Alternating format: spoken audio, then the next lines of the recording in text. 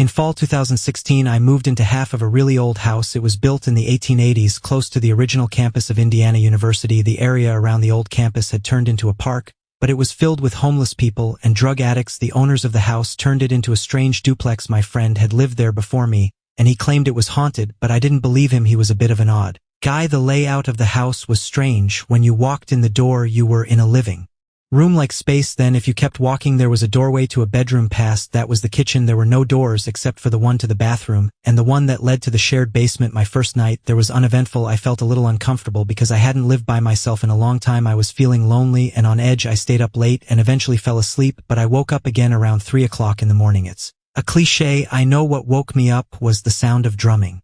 It sounded like a group of drummers were drumming on every flat surface of the living room. It went on for a while, and I was completely terrified. It was just a cacophony. After about 2 or 3 minutes, I finally gathered up the courage to get up and check on it. As soon as I passed the threshold to the living room, it just stopped. Nothing happened for the rest of the night, but I didn't get much sleep. A couple of days later, a friend was visiting.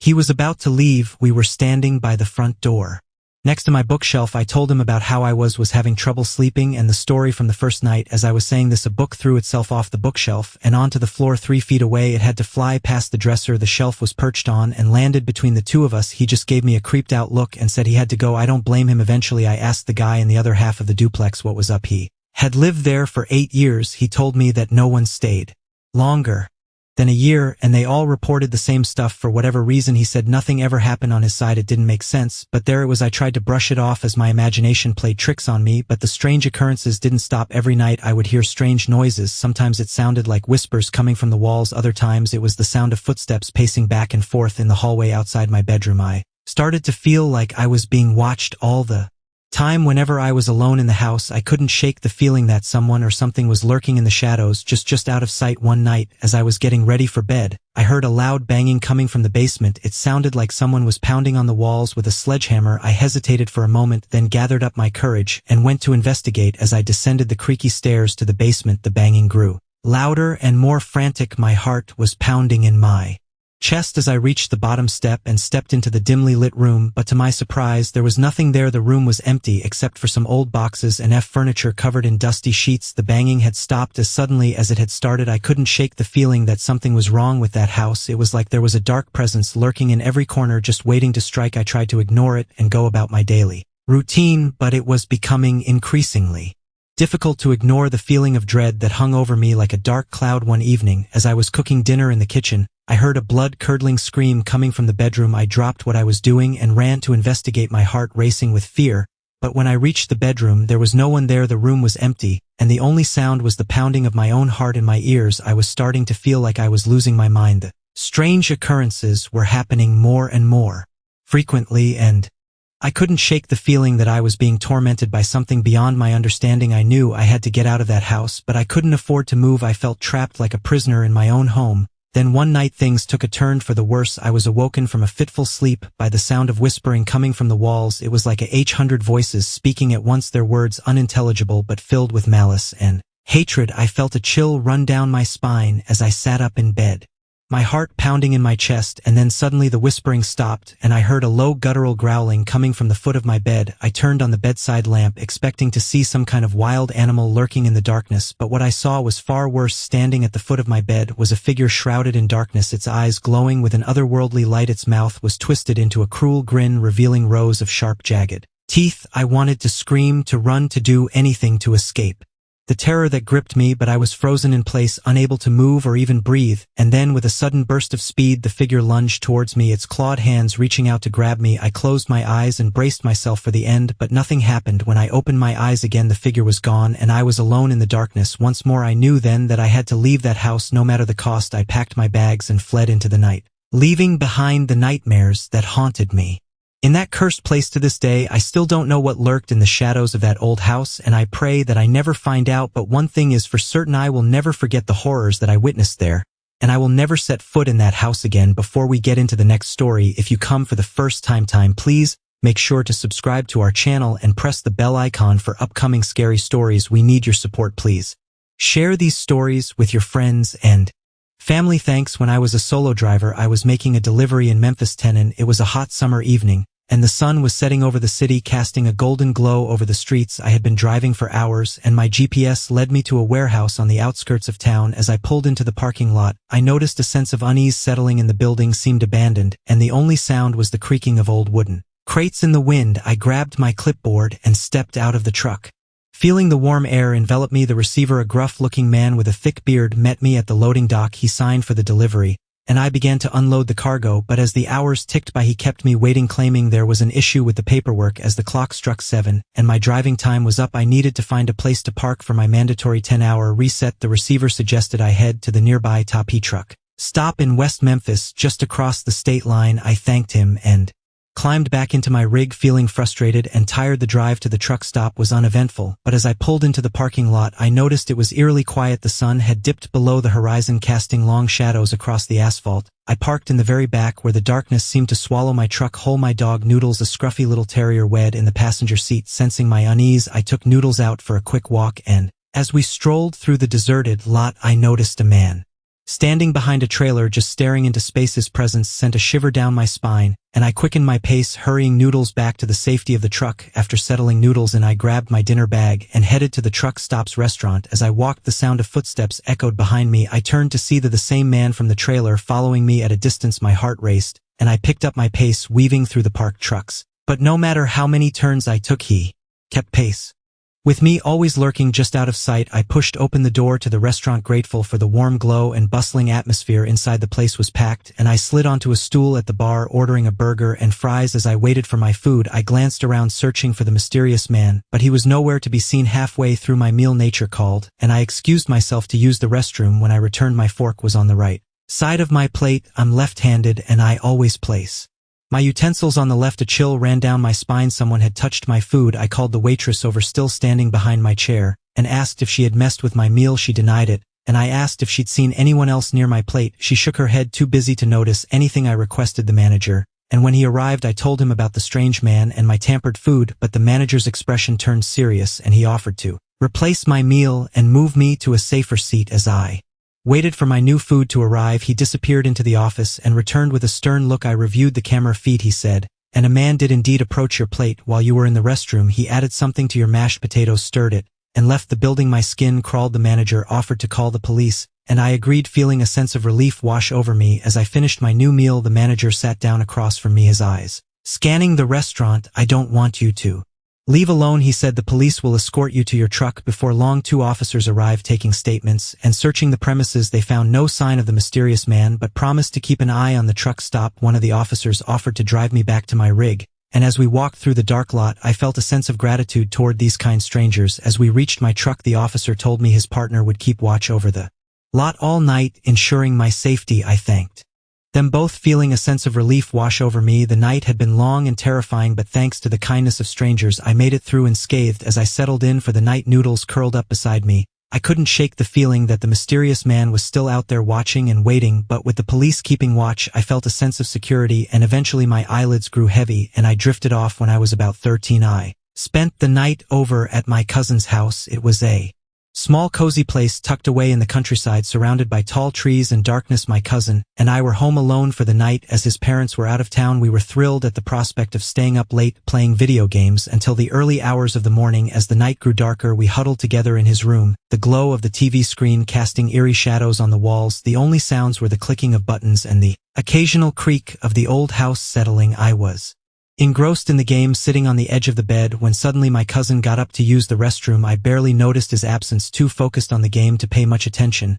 But then I felt something behind me, a presence in the room that shouldn't have been there. Without thinking, I turned to speak to my cousin, but he wasn't there. Confusion washed over me as I scanned the empty room. That's when I noticed it, the faint impression on the bed where someone had been sitting just moments before. A sinking feeling settled in my stomach as I realized I wasn't alone. I called out for my cousin, but there was no response. Fear crept into my mind as I considered the possibility of something sinister lurking in the darkness. I hesitated to look under the bed or in the closet, fearing what I might find. Instead, I forced myself to stay calm, convincing myself it was just my imagination playing tricks on me, but deep down I knew something wasn't right. Hours passed, and my cousin still hadn't returned from the restroom. Anxiety growed at me as I debated whether to leave the safety of the room to search for him. Eventually, curiosity and concern got the better of me, and I ventured out into the dimly lit hallway. The house seemed different at night. Stranger, more ominous shadows danced along the walls, and every creak of the floorboard sent shivers down my spine. I called out for my cousin again, but there was no response. I made my way to the bathroom, my heart pounding in my chest. The door was closed and I hesitated before knocking softly. "Cousin," I whispered, hoping for a reply. Silence greeted me, and a sense of dread washed over me. With trembling hands, I pushed open the door, bracing myself for what I might find, but the bathroom was empty. No sign of my cousin anywhere. Panic surged through me as I realized he was gone, vanished without a trace. Frantically, I searched the rest of the house, calling out his name into the darkness, but there was no response. As the minutes turned into hours, I began to fear the worst. What if something had happened to him? What if there was someone or something else in the house with us? With each passing moment, my fear grew until it felt like it would consume me entirely. I was on the verge of tears when I heard it, a whisper echoing through the darkness. "Help me." The voice was faint, barely audible above the sound of my pounding heart, but it sent chills down my spine, filling me with a sense of dread unlike anything I had ever felt before. I followed the sound, my footsteps echoing through the empty house. It led me to the basement, a place I had always found unsettling even in the light of day. As I descended the stairs, the air grew colder, and a sense of unease settled over me like a thick fog. I hesitated at the bottom, my heart pounding in my chest as I strained to listen for any sign of life, and then I heard it, the sound of someone crying. It was coming from the far corner of the room, hidden in the shadows. I approached slowly, my footsteps echoing off the concrete floor, and then I saw him, my cousin, huddled in the corner, his face streaked with tears. Relief washed over me as I rushed to his side, wrapping my arms around him in a tight embrace. "What happened?" I asked, my voice trembling with fear. My cousin looked up at me, his eyes wide with terror. "I don't know," he whispered. "I was in the restroom, and then something grabbed me, something cold and inhuman." I felt a chill run down my spine as I listened to his words. Whatever had happened to him, it was something beyond my comprehension, something dark and malevolent. Together we made our way back upstairs, our hearts still racing with fear. We locked ourselves in his room, too afraid to venture out into the unknown. And as the night wore on, we huddled together, clinging to each other for comfort, knowing that whatever had happened to us, we would never be the same again. It was a dark, chilly evening, and I was driving alone on the deserted road. My job as a delivery driver often took me through remote areas like this, but I never felt uneasy before. As I cruised down the empty highway, I caught a glimpse of something in the corner of my eye. I turned my head and saw a woman sitting in the passenger seat of a car next to me. Her hair was twisted into a tight bun, just like Miss Trunchbull from that movie. But what caught my attention was her terrified expression. She stared at me with wide eyes, as if she had seen a ghost. Before I could react, the car abruptly veered off at the next exit, leaving me bewildered. I shook my head, trying to shake off the eerie feeling creeping up my spine, but the encounter lingered in my mind as I continued my journey. About half an hour later, another car pulled up alongside me. This time, the driver was different, but the woman in the passenger seat was the same. Her hair was still in that tight bun, and her expression remained frozen in fear. It was unnerving to see her again, and I couldn't shake off the feeling that something was wrong. I decided to pull over at the next rest stop to report the strange sightings to the authorities, but before I could make a move, the car disappeared into the darkness. I cursed under my breath, feeling frustrated and helpless. I continued driving, my senses on high alert. Hours passed, and I was nearing London when it happened again. The same car, the same woman, the same terrified expression, but this time something was different. She seemed to be screaming at me, her mouth forming silent words of desperation. I felt a chill run down my spine as I watched her. Without hesitation, I pulled over into a nearby lobby and dialed the emergency number. My heart raced as I recounted the bizarre encounters to the dispatcher. To my relief, they informed me that they had received similar reports from other drivers in the area. As I waited for the authorities to arrive, I couldn't shake off the feeling of dread that engulfed me. What was happening? Who was the woman in the car? And why did she look so terrified? Minutes felt like hours as I sat alone in the darkness, the only sound being the distant hum of passing cars. When the police finally arrived, I eagerly shared every detail of my encounters with them, but despite their efforts, they couldn't find any trace of the mysterious woman or the car. I drove home that night with a heavy heart, haunted by the memory of the woman's terrified face. I couldn't shake off the feeling that I had witnessed something otherworldly, something beyond my comprehension. In the days that followed, I scoured the news for any mention of the strange sightings, but there was nothing. It was as if the encounters had never happened, as if I had imagined it all. But deep down I knew the truth. There was something sinister lurking on that desolate highway, something that defied logic and reason, and though I tried to convince myself otherwise, I couldn't shake off the feeling that I had come face to face with the supernatural. That night, from that day on, I avoided driving alone on deserted highways, always keeping an eye out for any sign of the mysterious woman. with the haunted expression, but no matter how far I drove, her image remained etched in my mind, a chilling reminder of the night I encountered something beyond my understanding. As I looked back on that fateful night, I couldn't help but wonder, was it all just a coincidence, or had I stumbled upon a glimpse of the unknown, a glimpse of the things that lurk in the shadows, unseen and unexplained? I was home alone for the week as my family had gone on vacation while I had to stay and work. It was around 2 a.m. and I'd stayed up to watch a scary movie in the dark in my basement. I was intent on really scaring myself and seeing how far into terror I could go while still knowing I was safe in my own home. It was then that I heard pounding footsteps on the first floor. This was a common, annoying occurrence when my family was home. I heard their footsteps every time they passed through the front hallway past the basement door. This time fear immediately shot through me. At the sound, my reflex was to turn the television off immediately. The basement door was up a flight of steps and around a corner, so whoever it was would not have seen any light. I heard the basement door handle click and turn as I sat in darkness. I moved slowly to be silent and crawled behind our large television. As I passed it inch by inch, I noted with panic that its black screen still dimly glowed. I heard footsteps coming down the carpeted but creaky stairs. I froze in my hiding place, listening. For many long minutes I heard nothing. Had the intruder seen the television's afterglow, or had it faded in time? Was he standing in the pitch dark listening for me? I seemed to lie there in total silence for an interminably long time. My panic began to fade and I began to think more clearly. Had I heard an intruder? Could someone possibly be standing there in silence for so long without making any noise? The basement was so exceedingly quiet that the silence itself began to hurt my ears. Could the unknown person avoid any noise from shuffling or breathing or anything else? If there was an intruder, he was still in the basement, because the creaky stairs were incredibly loud. The door handle clicked, and he wouldn't know to mask his footsteps on the first floor so that they couldn't be heard down here. I began counting in my head, trying to pass the time as drool fell from my mouth onto the carpet. I didn't dare risk the sound of swallowing. I reached 60 seconds, once, twice, 30 times. 60 times. By now my fear had faded, and I was more confused than anything. I estimated I'd been crouched in the absolute black for almost 2 hours and had still heard nothing. If there was an intruder, none of this made sense. Finally, I decided I'd have to make a move. If I did nothing, eventually the sun would come up and shine in through the small basement windows. And worse, I began to smell something horrible and cloying. Slowly, ever so, I began inching my way towards the stairs by way of the walls. If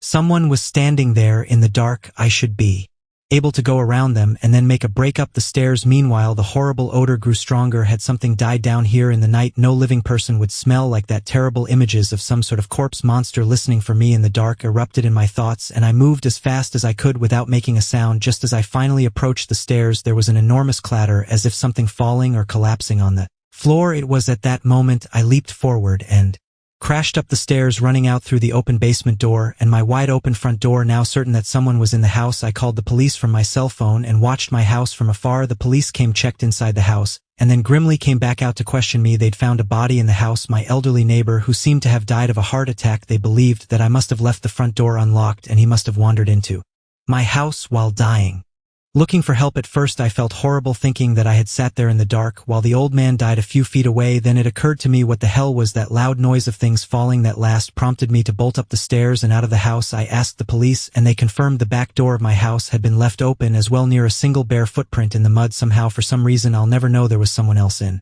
that basement with us, silent, waiting and listening in the dark over the fresh corpse of an old man. I was a new nurse at an old hospital and had only been working there for a couple of months. The hospital, with its creaky floors and dimly lit corridors, always gave me a sense of unease, but I was determined to prove myself as a competent nurse despite the IR atmosphere. One night I was assigned to care for Mr. Thompson, an elderly man who had been admitted for pneumonia. As I entered his room, I noticed he was staring intently at the corner of the room, his eyes wide with fear. "Mr. Thompson, is everything all right?" I asked, trying to hide my apprehension.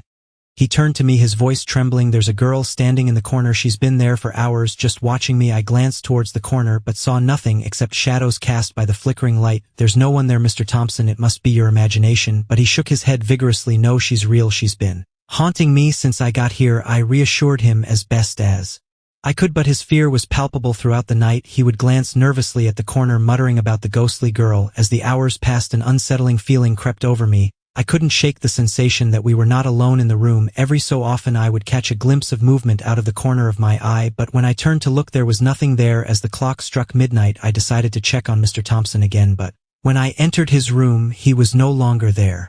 Panic surged through me as I frantically searched the room, but he was nowhere to be found. Just then, a chilling breeze swept through the room, causing the hairs on the back of my neck to stand on end. I turned towards the corner and saw her, the ghostly girl that Mr. Thompson had spoken of. She was pale and translucent, her eyes hollow and empty. She stared at me with an intensity that sent shivers down my spine. I wanted to run, to flee from the room and never look back, but something held me in place, a morbid curiosity mingled with a sense of duty to my patient. "What do you want?" I managed to choke out, my voice barely above a whisper. The ghostly girl tilted her head slightly, as if considering her response, then, in a voice that sounded like it came from the depths of the grave, she spoke. "I am trapped here, cursed to wander these halls for eternity. But you can help me." Her words sent a chill coursing through my veins. "How can I help you?" She beckoned me closer, her spectral hand outstretched. "Find the locket. It holds the key to my freedom. Find it, and set me free." I hesitated, unsure whether to trust the ghostly apparition before me, but something in her eyes, a desperation mingled with sorrow, compelled me to listen. "Where can I find the locket?" I asked, my voice barely steady. She pointed towards the hospital's abandoned wing, a place rumored to be haunted by restless spirits. With that, she vanished into thin air, leaving me alone in the darkness.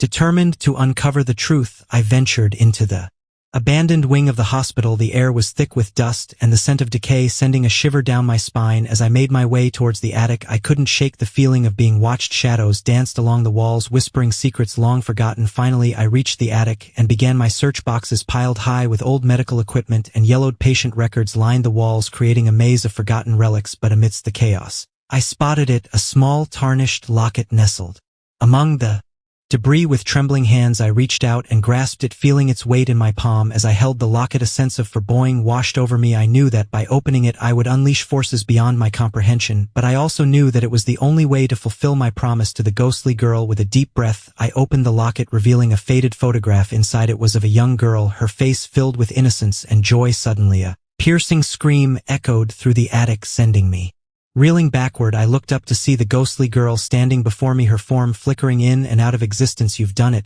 she whispered, her voice barely audible over the den. "You've set me free." As she spoke, a blinding light enveloped her, illuminating the attic in an otherworldly glow. And then, with a final wisp of smoke, she vanished into the ether, leaving behind only silence. I stood there alone in the attic, the weight of what had just transpired settling over me. But amidst the fear and uncertainty, there was also a sense of peace, for I had helped a soul find redemption, and in doing so had discovered a strength within myself that I never knew existed. My parents got divorced in 1997, and I was born in 1990, so I was 7 at the time. They stayed friends, but my mom moved out to my grandparents' old house. My grandparents had quite a lot of money and had recently moved without selling the house, so there was no problem for them to let my mother and us move into their old house. We ended up living there for about 5 years. It was me, my mother, and my 2 sisters who are a few years older than me, and our dog. The house had 3 floors. The ground floor, basement, and upper floor were me and my sisters slept. The basement was the most horrific place in the house. The stairs LED from the basement up to the first floor, then to the second floor like a spiral, and most of the steps would creak and make lots of sound when stepping on them.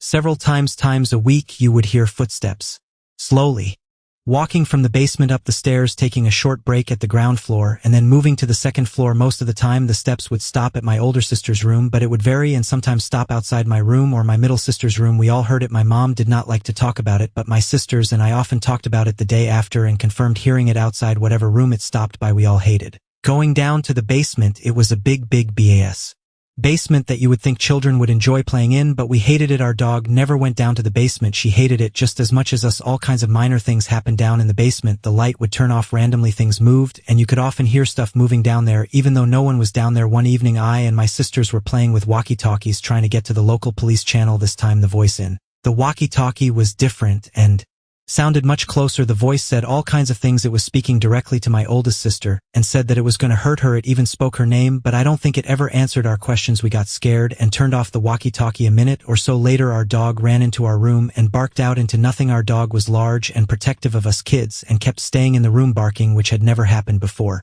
or after. Another time I and my mom were home, but my sisters and dog were away. I was playing up in my room and my mom was doing whatever moms do. Suddenly I heard really loud footsteps from the basement, even though I was on the second floor in my room, walking, almost running up from the basement, then continuing up the stairs to the second floor. I remember my heart just stopped when listening to the footsteps. My mom never walks that heavy and angry. The footsteps continued until outside my room, then stopped and my door was slammed hard. The door closed and I screamed and cried. My mom raced up the stairs and tried to open the door, but she couldn't. It was as if the door was locked, though I don't think the door had a locking mechanism. My mom shouted to me to be calm, while she ran down to get tools to tear the door down. While she was down and 78-year-old, I was crying. The door suddenly unlocked itself and opened. Another time when my sisters and my dog were away, there was a storm, and for some reason I Was deathly afraid of the thunder. I have never been afraid of thunder before or after, but this night I was, and in the basement everything went crazy. We heard things thrown around down there, glass shattering, which we confirmed in the morning after that glass and stuff had been thrown around, and shattered footsteps were running up and down the stairs, and my mother hugged each other, both scared of what we were hearing. At one time we were sitting in the living room just being deathly scared. The entrance door flew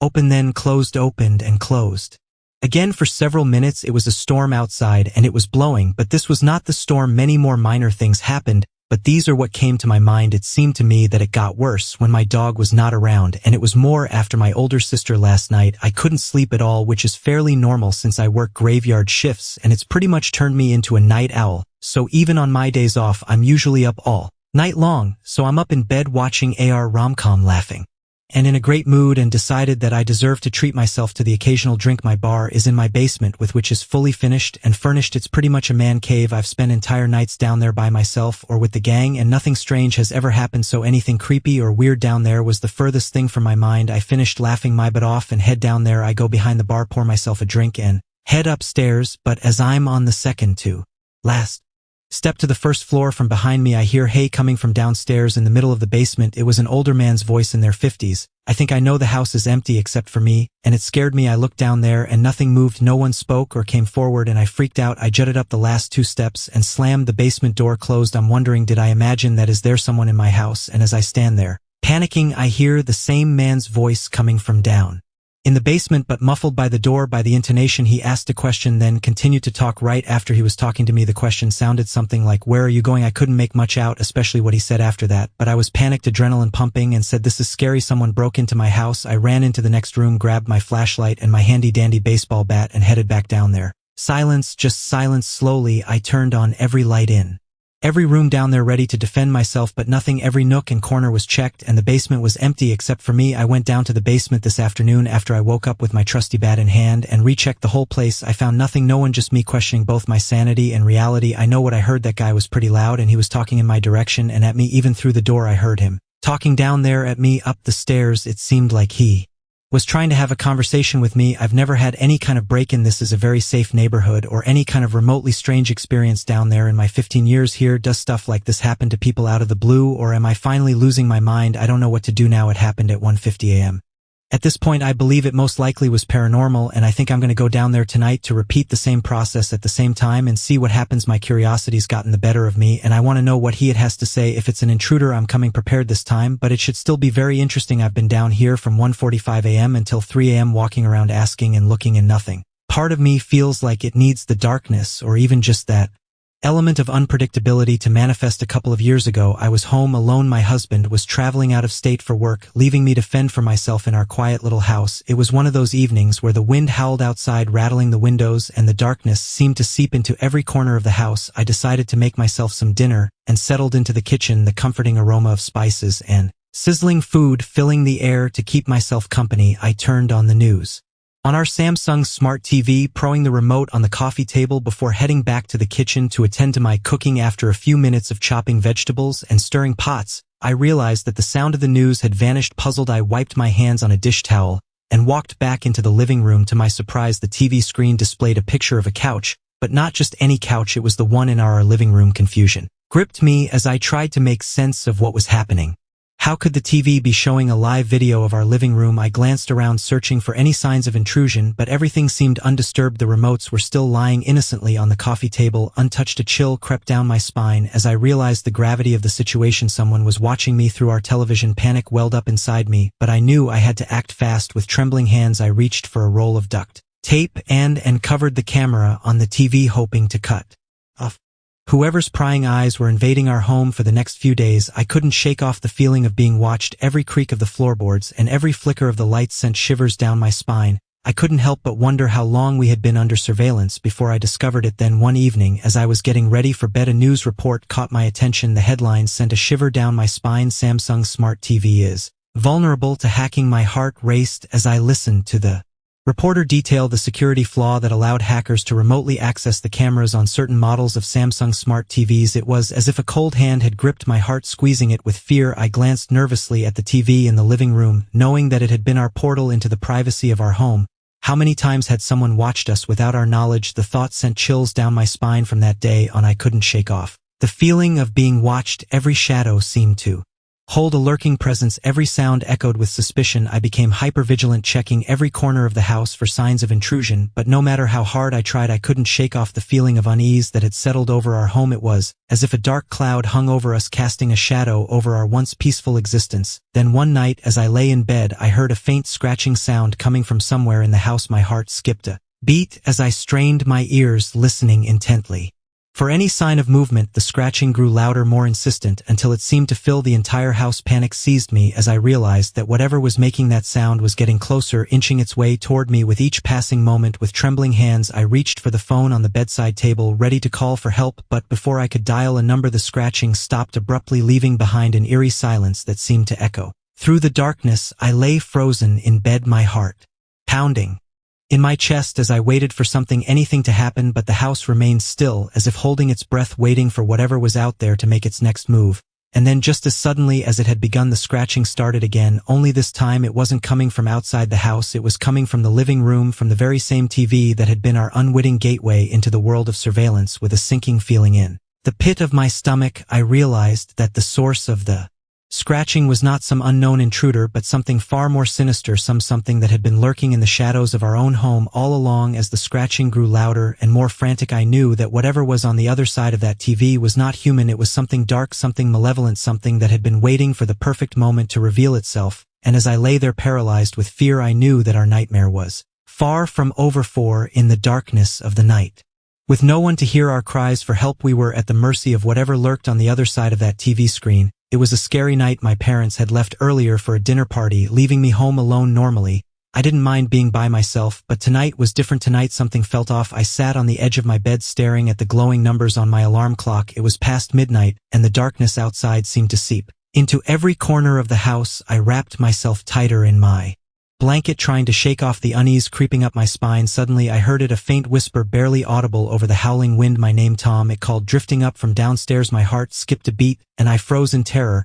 Who could be calling my name at this hour? My parents wouldn't be back for hours, and I didn't have any friends nearby. I strained my ears, listening intently for any other sounds. The house was eerily silent, except for the occasional creaks and groans of its aging structure. I hesitated, debating whether to investigate or stay put in the safety of my room. Curiosity and fear wed within me, but ultimately curiosity went out. I had to know who or what was calling my name. With trembling hands, I slipped out of bed and tiptoed to my bedroom door. Peering into the dimly lit hallway, I took a deep breath and summoned all the courage I could muster. Slowly, I descended the stairs, each step echoing loudly in the silent house. The air grew colder with every step, sending shivers down my spine. As I reached the bottom of the staircase, the whisper came again, louder this time. Tom, it called, sounding closer now, as if it was right around the corner. I swallowed hard, my throat dry with fear. Steeling myself, I rounded the corner and entered the living room. The room was bathed in darkness, illuminated only by the pale moonlight filtering through the curtains. I squinted into the shadows, searching for any sign of movement. That's when I saw it, a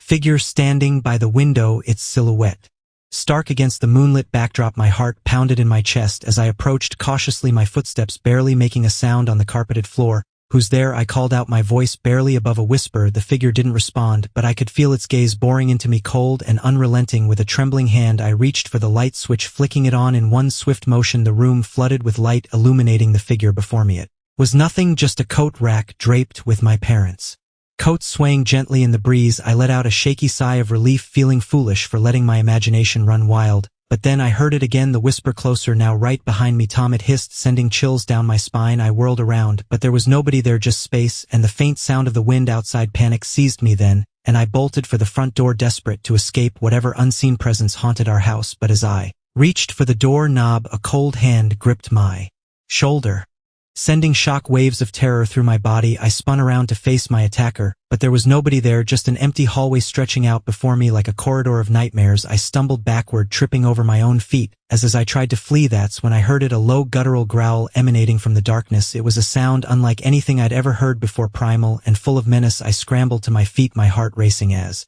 I backed away from the unseen threat, and then just as suddenly as it had begun, the growling stopped. The house fell silent once more, the only sound the pounding of my own heart in my ears. I stood there frozen in terror, unsure of what to do next. But then I remembered the phone. I had to call for help. With trembling hands, I fumbled for my cell phone, dialing my parents' number with shaking fingers. But as the phone rang on the other end, I realized something chilling. The voice that answered was not my Mother's or father's, it was the voice from downstairs. The one that had been calling my name all along. Tom, it whispered, sending a shiver down my spine. You shouldn't have come looking for me, Tom, now you're mine. And with that the line went dead, leaving me alone in the darkness with whatever unseen horror lurked in the shadows. I sank to my knees, tears streaming down my face. As I realized the truth, I was not alone in the house, and whatever was with me, it was hungry for more than just my name. I'm 23 years old, my name's Jake, my girlfriend Sarah and I love exploring abandoned places. We find it thrilling to walk through places that are long forgotten, each step echoing with the whispers of the past, but nothing could prepare us for what we encountered that fateful night at the old haunted hospital. It was a chilly autumn evening when we decided to explore the abandoned hospital on the outskirts of town. The moon hung low in the sky, casting an eerie glow over the decrepit building. Ivy climbed the walls and broken windows stared out like empty eye sockets. Despite its ominous appearance, we couldn't resist the allure of the unknown. As we approached the entrance, a sense of unease washed over me. I could feel the weight of the building's history pressing down on me like a heavy fog, but I pushed aside my apprehension, eager to satisfy our curiosity. The rusty gates creaked open as we stepped into the courtyard. The air was thick with a scent of decay, and the silence was suffocating. We made our way through the overgrown weeds, our footsteps echoing off the crumbling walls. Inside the hospital was a maze of dark corridors and empty rooms. Each step we took sent shivers down my spine, as if we were intruding on something that should have remained undisturbed. Sarah clutched my hand tightly as we ventured deeper into the bowels of the building. The sound of our breathing seemed amplified in the stillness, and I couldn't shake the feeling that we were being watched. Suddenly we heard a faint sound coming from somewhere nearby. It was like a whisper, barely audible above the sound of our heartbeat. We froze, listening intently as the whisper grew louder, echoing through the empty halls. Without a word, we followed the sound, our hearts pounding in our chests. It led us to a staircase that spiraled down into darkness. With trembling hands, we descended into the abyss, our flashlights cutting through the shadows like knives. At the bottom of the stairs, we found ourselves in a dimly lit corridor lined with doors. Each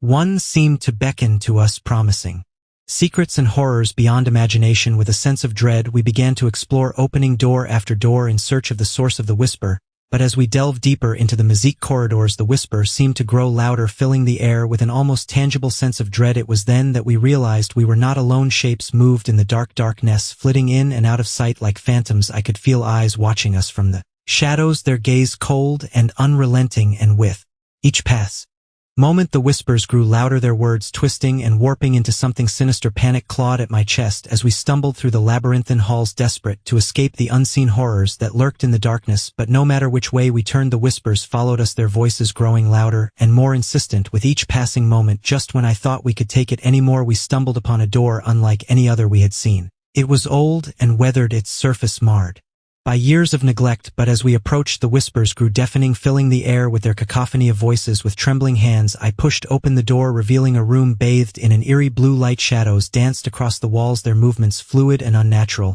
and in the center of the room we saw it. A figure stood before us, its features shrouded in darkness, its eyes gleamed with an otherworldly light, and its mouth twisted into a cruel smile. It was the source of the whispers, the embodiment of all the fear and dread that had haunted us since we set foot in this accursed place. Without a word, Sarah and I turned and fled, our hearts pounding in our chests. We raced through the corridors, our footsteps echoing off the walls as we ran for our lives. And though we could still hear the whispers echoing in our minds, we refused to look back, determined to escape the horrors of the haunted hospital once and for all. As we burst through the gates and into the cool night air, we breathed a sigh of relief, grateful to be alive. But even as we put distance between ourselves and the abandoned hospital, I couldn't shake the feeling that something had followed us out, something that would haunt our dreams for years to come. Couple of years ago, I was home alone, enjoying a rare night of peace. My parents had gone out for a dinner date, and my siblings were away college. I was looking forward to a night of binge watching my favorite TV show and indulging in some guilty pleasure snacks. As I settled into the couch, I noticed that the house was eerily quiet. The creaks and groans of the old wooden floorboards seemed louder than usual, and the wind outside seemed to be whispering strange melodies. I tried to shake off the feeling of unease, telling myself it was just my imagination playing tricks on me. But as the night wore on, the strange noises grew louder and more frequent. I heard footsteps outside my room and the sound of someone rummaging through the kitchen. I tried to tell myself it was just the house settling, but deep down I knew something was off. I decided to investigate, my heart racing with anticipation. I slowly got up from the couch and made my way to the kitchen, my senses on high alert. As I entered the kitchen, I was met with an unsettling sight. The lights were on and the room was spotless, but there was a feeling of unease in the air. Suddenly I heard a faint whispering in my ear. It was a soft, raspy voice, and it seemed to be coming from all around me. I spun around, but there was no one there. The voice grew louder, more urgent, and I could make out the words, "Get out while you still can." I knew then that I had to act fast. I quickly grabbed my phone and dashed to the front door, but as I reached for the handle, I realized it was locked. I was trapped. The whispering grew louder and more menacing, and I knew I had to think fast. I ran back to the living room and grabbed a nearby vase, ready to defend myself if necessary. As I stood there, frozen with fear, I heard the sound of footsteps coming from the hallway. They were heavy and deliberate, and they seemed to be getting closer. I raised the vase, ready to strike, but as the figure entered the room, I realized it was not what I expected. It was a woman, tall and gaunt, with long silver hair and eyes that seemed to bore into my soul. She was dressed in a long white gown, and she moved with a slow, deliberate pace. As she approached me, I could feel a chill run down my spine. "Who are you?" I asked, trying to keep my voice steady. She didn't respond, but instead she reached out a bony hand and touched my face. I felt a surge of electricity run through my body, and suddenly I was flooded with visions of the past. I saw a family happy and laughing, but also a tragedy, a loss that seemed to consume them all. I saw the woman standing in the same spot, her eyes filled with a deep sadness. As the visions faded, I realized that the woman was a ghost trapped in our home for decades, and I knew that I had to help her find peace with a newfound sense of courage. I reached out and took her hand. Together we walked through the house, uncovering secrets and memories that had been hidden for years. As we reached the front door, I knew it was time to let her go. I opened the door, and she vanished into the night, her eyes finally at peace. As I stood there, feeling a sense of relief wash over me, I knew that I would never forget this night. I had faced my fears and helped a lost soul find peace, and I knew that I would always be grateful for that. A few years ago, my life took a turn that I never expected. It all began when I decided to live alone in our big house. My parents and I had some disagreements, and I wanted to prove to them that I could handle myself, so I moved into our home determined to show them that I could manage just fine on my own. I was a young girl full of hope and excitement for my newfound independence. Our house was old with creaky floors and drafty hallways, but I loved it nonetheless. It was my sanctuary, my haven away from the troubles of the world. Living alone wasn't easy at first. There were nights when I felt scared and vulnerable, the silence of the house echoing around me like a haunting melody, but I pushed through, determined to prove myself to my parents and myself. One fateful night, as I lay in bed reading a book, I heard a noise coming from the basement. At first I dismissed it as the house settling, or maybe even a stray animal finding its way inside, but as the minutes passed, the noise grew louder and more distinct, sending shivers down my spine. Curiosity got the better of me, and I summoned up the courage to investigate. I grabbed a flashlight from the bedside table and made my way down the creaky stairs, the darkness of the basement enveloping me like a thick fog. As I descended into the depths of the basement, my heart pounded in my chest, each step echoing loudly in the silence. I swept the flashlight around, illuminating the dusty corners and cobweb-covered shelves, but I saw nothing out of the ordinary. Just as I was about to turn back, I heard a faint whimper coming from behind a stack of boxes. My pulse quickened, and I cautiously approached the beam of light, trembling in my trembling hand. And then I saw him, a man huddled in the corner, his eyes wide with fear. As he stared back at me, I froze, my mind racing with fear and confusion.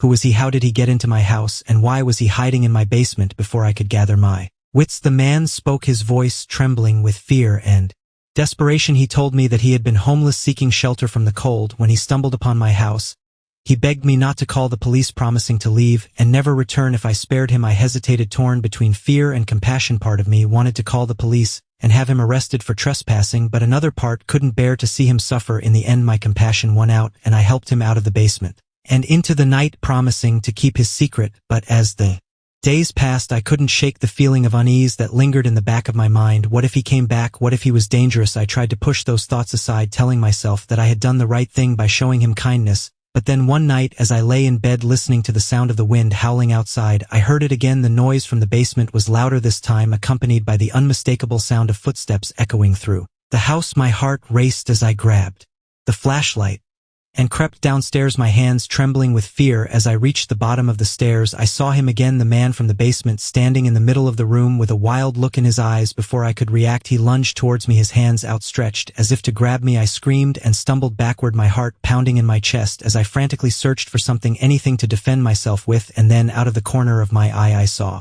it, a baseball bat leaning against the wall nearby. With a surge of adrenaline, I lunged for it, gripping it tightly in my hands as I turned to face the man, but he was gone on, vanished into thin air, as if he had never been there at all. I stood there shaking with fear and confusion, unsure of what had just happened. I wanted to call the police to tell them everything that had happened, but a part of me feared they wouldn't believe me. They would think I was crazy, that I had imagined the whole thing. So I kept silent, telling myself that it was Just a figment of my imagination, a trick of the mind brought on by fear and exhaustion, but deep down I knew the truth. There was someone in my house, someone who didn't belong, and they were watching me, waiting for the perfect moment to strike. Weeks passed, and the feeling of unease never left me. Every creak of the floorboards, every rustle of the wind outside sent a shiver down my spine. I tried to convince myself that I was being paranoid and that there was nothing to be afraid of, but the fear never truly left me. And then one day, as I was cleaning out the basement, I found a makeshift bed hidden behind a stack of boxes along with empty food wrappers and discarded clothing. Someone had been living down here right under my nose without me even realizing it. I felt sick to my stomach as the realization sank in. How long had they been here? What did they want from me? And most importantly, where were they now? I wanted to run, to flee from the house and never look back, but a part of me knew that wouldn't solve anything. I needed to confront whoever was behind this, to put an end to the terror that had consumed my life for far too long. With a newfound determination, I called the police and told them everything about the man in the basement, about the noises in the night, about the fear that had gripped me for weeks on end. They arrived soon after, their faces grim as they listened to my story. They searched the house from top to bottom but found no sign of the man who had been living in my basement. But just as I was beginning to lose hope, they made a breakthrough. A neighbor had reported seeing a suspicious-looking man lurking around the area, and when they questioned him, he confessed to everything. He had been living in my basement for weeks, watching me from the shadows as I went about my daily life. He claimed he meant no harm, that he was just desperate for shelter and food, but I knew better. As they led him away in handcuffs, I felt a wave of relief wash over me. The nightmare was finally over, and I could finally reclaim my life without fear or paranoia. This happened to me last summer, when I was back at my parents' house during the holidays. I had just finished college and was looking forward to a relaxing break. My parents' house is in a quiet neighborhood surrounded by tall trees that cast long shadows at night. It's a cozy place, but it can feel a bit creepy when you're alone at night. It was around 3 a.m. and I was in my room, scrolling through my phone. I was wide awake despite the late hour. Suddenly my phone rang and I saw my sister's name on the screen. That was already a bit weird, since her room was just down the hallway from mine, and she could have just come in and talked to me. But I picked up the phone anyway, and as soon as I said hello, the call ended. I thought maybe she had hung up by mistake, so I got out of bed and walked down the hallway to her room. As soon as I reached her door, I heard her screaming. It was a loud, terrified scream, and it sent chills down my spine. I quickly opened the door and rushed inside. She was sitting up in bed, her eyes wide with fear and her face pale. I asked her what was wrong, and she pointed to the corner of the room, her hand shaking. I looked over, but there was no one there. She started crying and told me that she had woken up and seen a dark shadow just sentiment from her face. She said it was tall and menacing, and it had made her feel like she was being suffocated. I tried to calm her down, telling her it was just a dream, but she insisted that it was real. She said she had called me for help, but when I reminded her that her phone was downstairs in her purse, she looked confused. That's when things started to get weird. I checked my phone, and there was a log of the call from her number, but when we checked her phone, there was no record of the call. It was as if the call had never happened. We were both confused and a bit spooked, so we decided to go downstairs and make. As we sat in the kitchen, I couldn't shake off the feeling that something was off. The house was quiet, but I kept hearing creaks and groans like someone was moving around upstairs. I tried to tell myself it was just the old house settling, but deep down I knew it was something more. We stayed up for a few more hours trying to make sense of what had happened,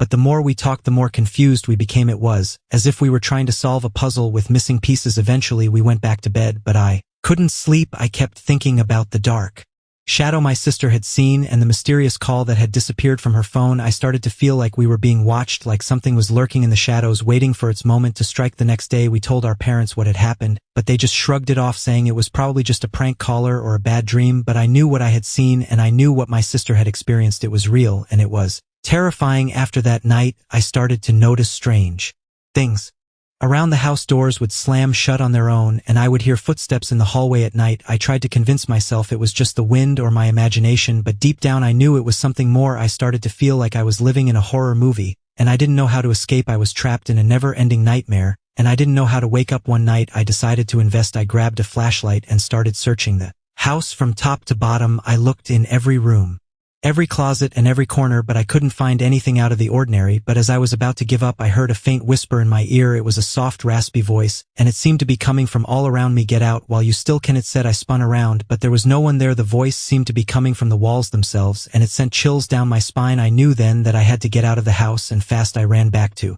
my room, grabbed my bag, and started packing. My sister saw me and asked what I was doing, and I told her we had to get out of there. She looked scared, but she didn't argue. We quickly packed our bags and left the house, not looking back. We never went back to that house again.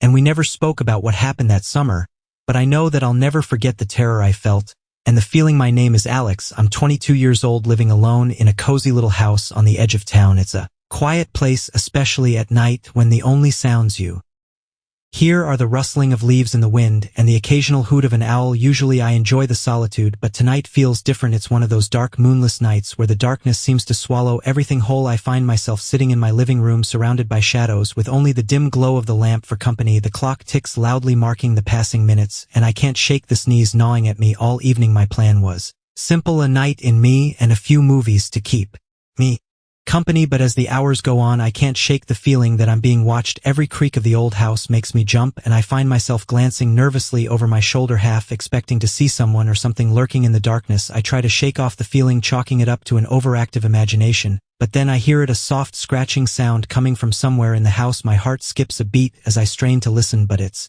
gone as quickly as it came, leaving me wondering if I imagined it. I try to focus on the movie playing on the TV, but my mind keeps wandering back to that sound. Maybe it's just a mouse, I tell myself, trying to rationalize away the fear that's starting to creep in, but deep down I know it's more than that. There's something not right about tonight. With a shaky hand, I reach for the remote, intending to turn off the TV and go to bed.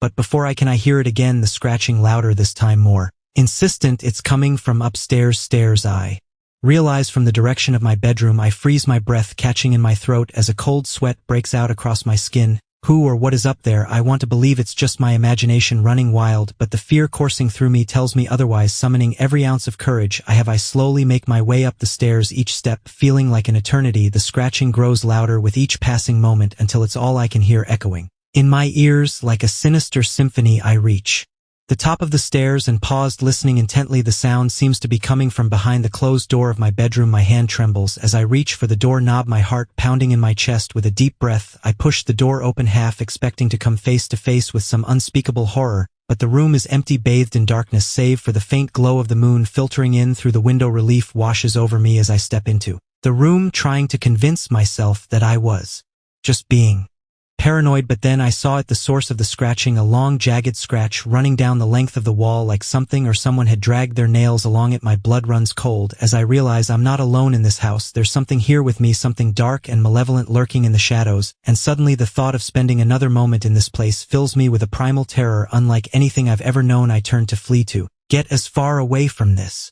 nightmare as I possibly can, but before I can take a single step, I hear it, the sound of laughter, low and menacing, echoing through the darkness. I freeze, my heart pounding in my chest as the laughter grows louder, surrounding me, and then from the depths of the shadows emerges a figure, a twisted, nightmarish creature with glowing eyes and a mouth full of razor-sharp teeth. I scream, the sound echoing through the empty house as the creature lunges for me, its claws outstretched, and then everything goes black. When I wake, it's morning and the sun is shining weakly through the curtains. For a moment I wondered if it was all just a dream, a trick of my imagination brought on by the darkness of the night, but then I see the scratch on the wall, a cruel reminder of the horrors that lurk in the shadows, and as I flee the house, vowing never to return, I can't shake the feeling that something is still watching me, waiting for the next night to strike again. It was a stormy night, the kind where the wind howls like a wounded animal and rain pelts against the windows was like icy daggers. Lightning slashes across the sky, casting eerie shadows that dance along the walls, and amid this tempest I find myself alone with my little brother Tim. Our family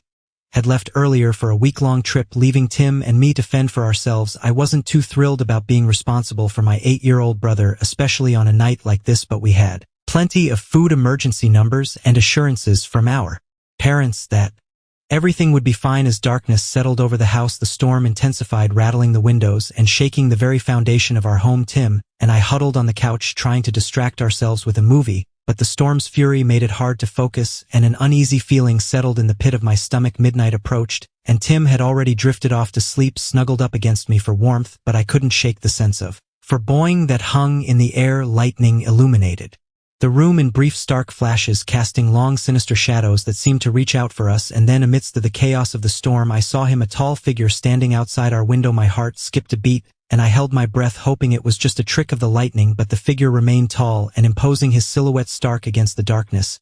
He seemed to be staring right at me, his gaze piercing through the thin veil of rain-soaked glass. I wanted to wake Tim to tell him what I saw, but fear rooted me to the spot. I watched in horror as the figure moved closer to the window, his movements slow and deliberate. Lightning flashed again, and for a brief moment I caught a glimpse of his face, pale and twisted with a cruel smile. A cold shiver ran down my spine as the figure tapped on the glass, the sound echoing through the room like a death nail. Tim stirred beside me, but I dared not move. I prayed for morning to come to chase away the darkness and the terror that came with it. The figure tapped again, more insistently this time, and then with a sudden jolt, he tried to open the window. Panic surged through me as I scrambled to my feet, my mind racing with thoughts of escape. But before I could do anything, the window creaked open and the figure slipped inside. I backed away, my heart pounding in my chest as the figure straightened up to his full height.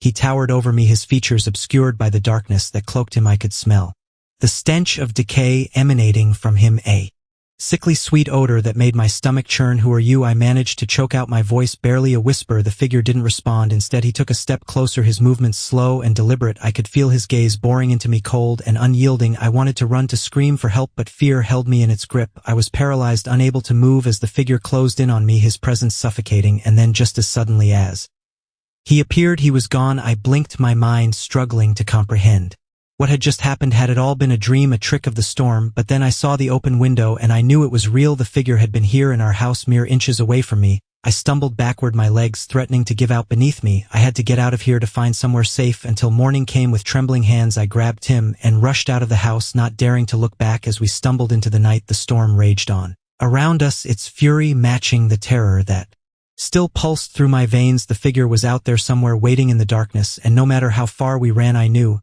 he would always be one step behind us, his presence haunting our every move. But as the first light of dawn broke through the cloud, as chasing away the darkness and the terrors that came with it, I knew one thing for certain: I would never forget the night the tall man came to visit, and the fear that he brought with him. The worst thing I've ever experienced was around 1996. I was team driving with another individual. We picked up our load and scaled it out. I opted to drive the first shift. I drove in solid rain from Detroit, Michigan to just shy of St. Louis, Missouri. We swapped out at a rest area and caught our logbooks up. I was tired after driving for 10 hours all night in the rain. One thing I'll never forget was before I started driving that night, the other driver, we'll call him John, said to me before going to sleep, "If we get killed, I'll come and haunt you." He said it with a smile and zipped up the curtain to sleep. After swapping seats, I zipped up the curtain and put a movie on to fall asleep. My cousin Vinny. The thought that crossed my mind often while in the bunk was what I would do if we were, say, going over an embankment or a cliff. My best decision was to hit the deck, get as low as possible, and pray. While watching the movie, I started drifting off to sleep. It was maybe 45 minutes later I woke up to John saying,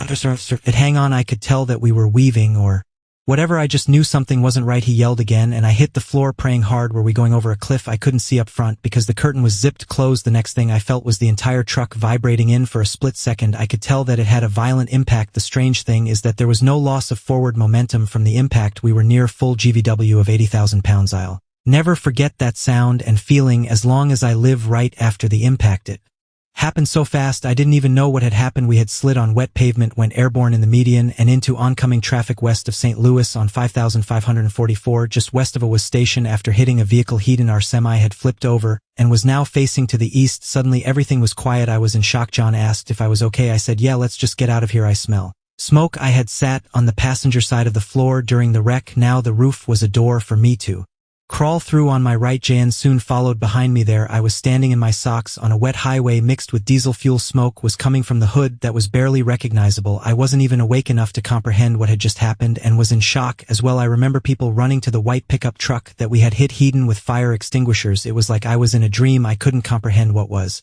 going on. I remember shivering and blood coming from my hand and mouth. When I got myself together, the fire was out. The next thing I remember was an ambulance attendant talking to someone on the passenger side of the white truck. I could tell that she was consoling the person. I saw her mouth the words "I know" with a compassionate face. The next thing I knew, John and I were in an ambulance headed for the hospital. I was looking out of the back doors through the windows. As we were pulling away, I started crying uncontrollably, trying to imagine the fear that the people in the white pickup must have felt seeing this semi coming right at them. I purposely left out a few gory details that nobody should ever have to see or even hear about. When we got to the hospital, I learned that all three in the truck hadn't made it: a man, his wife, and their 4-year-old daughter. I felt the same kind of guilt as the gentleman who mentioned giving CPR to the driver on the ground from a previous comment above. Why did I survive a horrific accident that killed 3 people? I'll never Forget the smell that morning standing in diesel fuel mixed with rain and the smoke. As it turned out, that stretch of highway was nicknamed Blood Alley because of the deep grooves in the road. It was the site of many accidents. Many months later, I drove through that spot and saw that they had patched that stretch of highway. Wish it could have been done sooner. It was very painful to bring this up after all these years, but it serves as a reminder to give